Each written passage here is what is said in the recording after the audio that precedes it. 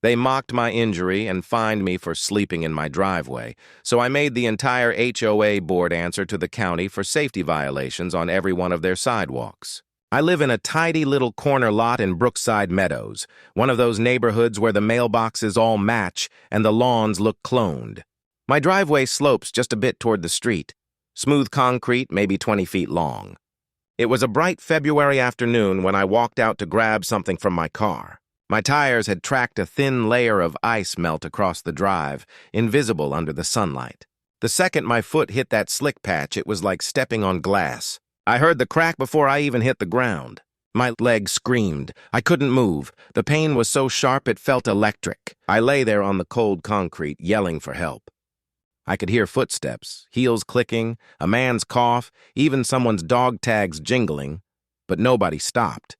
For 30 minutes, I watched the clouds drift past as the sun slid behind the maple tree.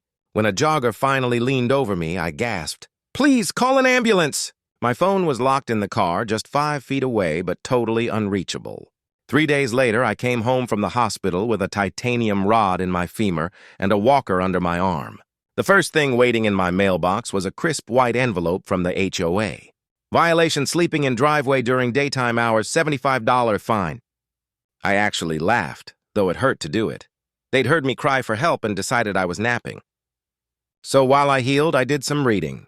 Section 4.2 of the County Property Code requires all HOAs to maintain safe and accessible sidewalks and communal walkways. I started walking, or rather hobbling with my phone camera.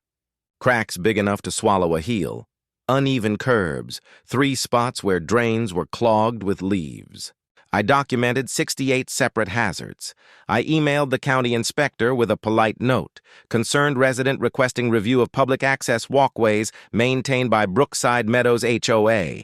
2 weeks later, orange cones and yellow inspection tape lined every street.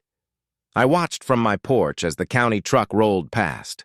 The inspector spoke with the HOA president, gray suit, red tie, who kept pointing at my house.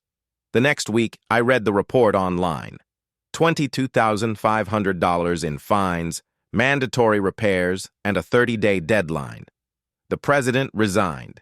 The letter I got afterward wasn't a fine. It was an apology printed on cheap stationery. I taped it to my fridge next to the hospital bill. I consider revenge taken.